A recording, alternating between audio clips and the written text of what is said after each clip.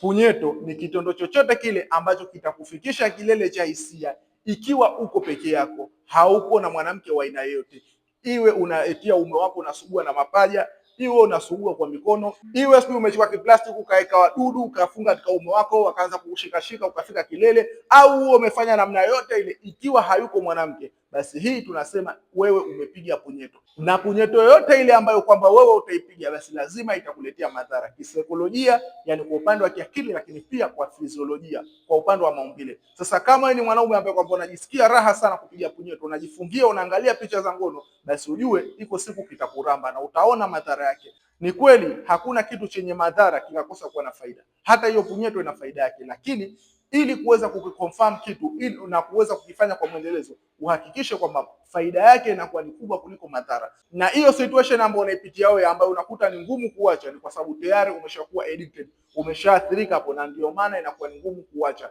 Au unajikuta unawahi kufika, unashindwa kurudia tendo, mbegu ziko chache. Yote hiyo inakuwa ni athari ambazo umezipata kutokana na viungo kuathirika baada ya kupitia huo mtindo kwa muda mrefu. By the way, ikiwa unahitaji kupona, ni lazima ufate mtindo wa maisha ambao ni sahihi pamoja na tiba sahihi ambazo unaweza kusaidia kuweza kurecover ile mifumo tayari ambayo imeathirika, kama ni hormones, mzunguko wa damu, mishipa fahamu, kuirudisha katika hali yake ya usawa, na hapo ndio utapona athari za punyeto na utakuwa una uwezo wa kurudia tendo mara 3 mara 4. Mbegu zitakuwa zipo nyingi, lakini pia itakuwa una kinga ya kuzuia madhara yasijitokeze. Ikiwa unahitaji msaada, unaweza kunisheki ili niweze kupatia mwongozo wa hatua kwa hatua namna gani unaweza kuondokana na changamoto yako. Ondoa chanzo, kutibu tatizo lako.